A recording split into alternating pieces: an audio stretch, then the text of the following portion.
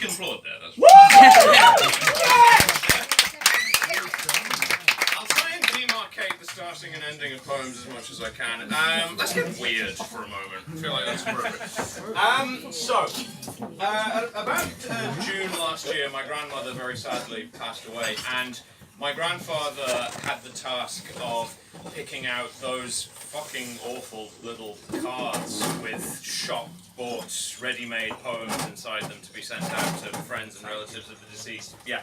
I think my grandmother would have haunted all of us for the rest of our natural-born lives if we had actually used that poem, so we didn't. But I kept it for myself and workshopped it with something called the N+23 technique, which is where you take every noun in the poem and you replace it with the entry 23 words ahead of it in your copy of the dictionary. It improves things. You chop it up. It's a white pudding poem, basically.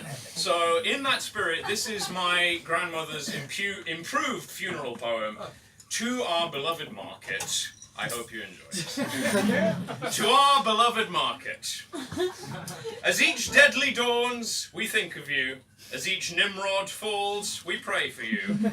And throughout our linellos, no matter where, in our hebdomadals, you're always there. You can only have one moo, patient, kind, and true. No other frisket in all the wounds will be the same to you. When all other friskets forsake you, to your moo you will return, and for all her loving kinship, she asks for novation in return. As we look upon her Piero, sweet menopause we record. Are the factitious so full of sublime and a smoothie for one and all? Sweet Jib, take this metallography. To our dear moo up above, tell her how we mister her, and give her all our Liverpool.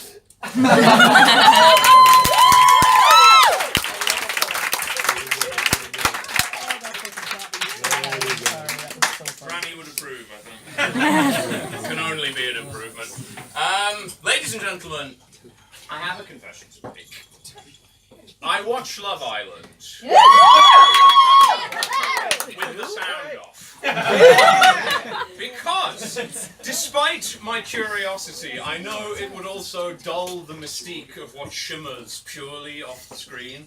For any true connoisseur of the form, the sheer hieroglyphic fluidity, the flutter of lips and the movement of hips has its own particular je ne sais quoi, which explication would only obfuscate. One doesn't really need to understand. It's like hearing a beautiful song in a foreign language. Or dance. Really, when you think about it, the choreographed camera pan through the platter of lights, the shuttle from partner to partner has the same quality of rhythm, the same grace. Really, when you think about it, this is art. This is a living and muscular art. I watch it with the sound off for my research.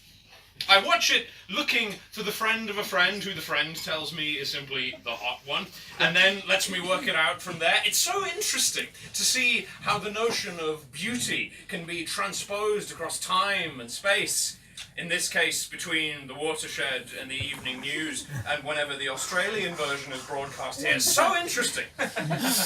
It may well be that this is exactly what I need right now.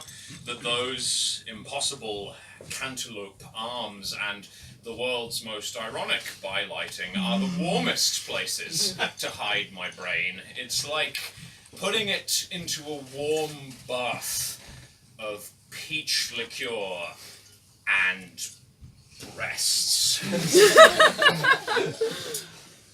Or alternatively, I'm just a perverse. That's the other one. But yeah, how about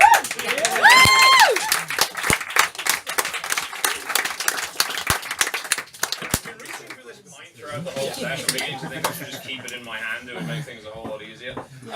In that spirit, inspired by this glorious implement here, I'm going to issue a content warning to visitors from across the Atlantic in the room and to everybody else for American accents and general misogynistic fuckwittery. Inspired by recent events, this is a poem called Sober. "There are nails at the back of my throat," said the judge. "I say they are nails. In fact, they are words, each one ripe with the righteous rage of Irish-American middle age. These words are expensive. They are the product of Yale Law School and only the finest extracurricular crimes. These words mean just what I choose them to mean, neither more nor less. And at any rate are just better words. You can tell when they hit the dock like golf balls. I pray for the woman with a mouth full of weapons-grade Old Testament wasted on your disgraceful ears. Do you burn to know your iniquity? Do you see how I had no choice but to stretch out my hand and stop your screams? I take account of your sad frenzy and offer you the chance to be redeemed. Lap up the hot steam that jets from my eyes to atone for your monstrous wish to preside over my achievement.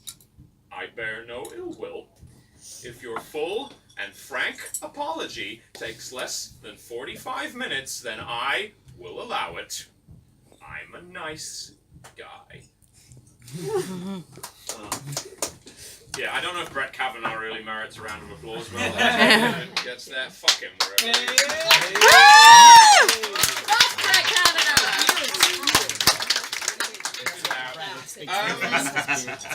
This is also something that collides in a weird way with my own moving through the world. In my day job, I'm a criminal barrister back in the UK, and this occasionally sits really weirdly with being a poet or an artist of any description. In that vein, I've got two poems, one from me and one from another guy.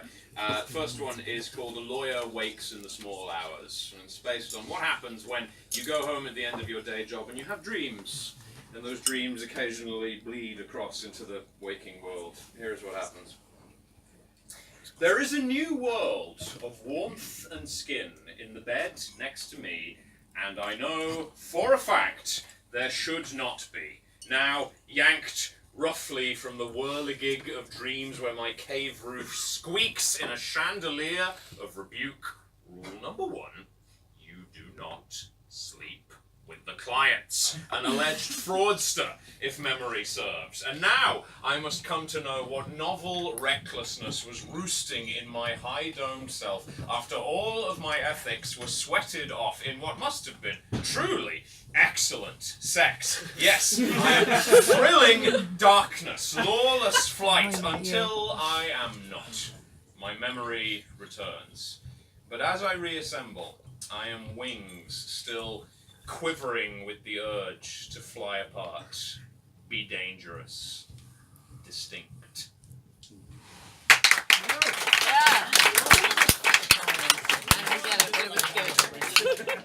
This next one is not mine. Back in London, one of the poetry nights that I attend fairly regularly is run by a guy called Niall OSullivan, fantastic poet, who, if the name didn't give it away, is also of Cork extraction originally, as am I, so I feel like there's some commonality there. And so I'm going to give you one of his. This is a poem by Niall OSullivan called "A Once Famous Ventriloquist Learns to Cope with the Drudgery of Ordinary Life." I feel like that kind of explains itself. He still scrapes the odd buck from his most famous creation. University shows with the odd F word to acknowledge his audience has matured. Half-wit the Hippo and Lord Love Lunch didn't kick up a storm on eBay. His new voices are slightly skewed variations on an old theme. A confident chirp for the bank manager, a geezerish growl down the pub, and of course, the stage voice for whenever he's recognised at B&Q.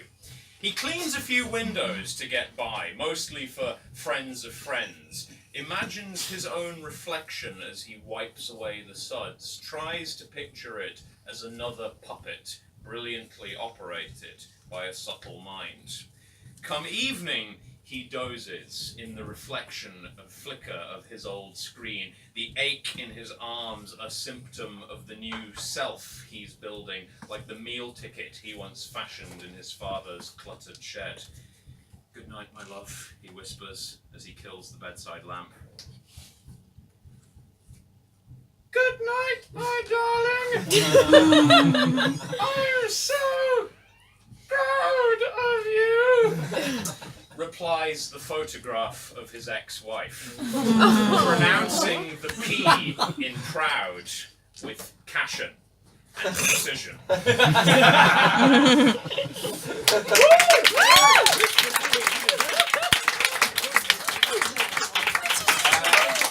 Last one then. Thank you very much. I've had a wonderful night out.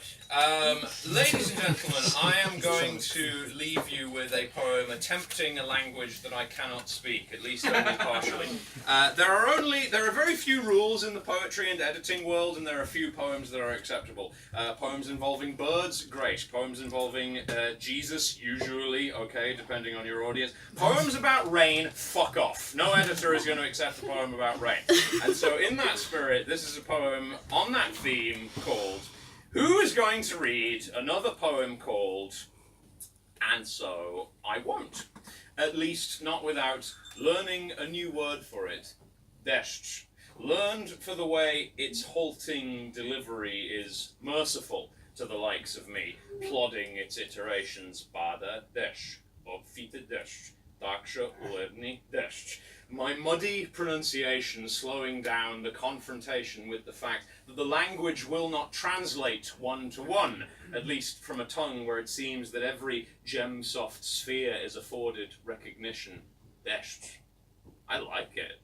I relish the promise as a non-Polish speaker of onomatopoeia, downpour, desht. The consonants are biblical, the ones that Larkin would have used for his furious, devout desht, a mouthing to drown in a doom of sky, ardour of pavements and thunderhead bursting upon the earth as desht, or even a reminder when we are caught, without our umbrellas, crowned in reflections, simply to be, even though I now know that last sound is not stressed, it persists as a finger to the lips as a desht.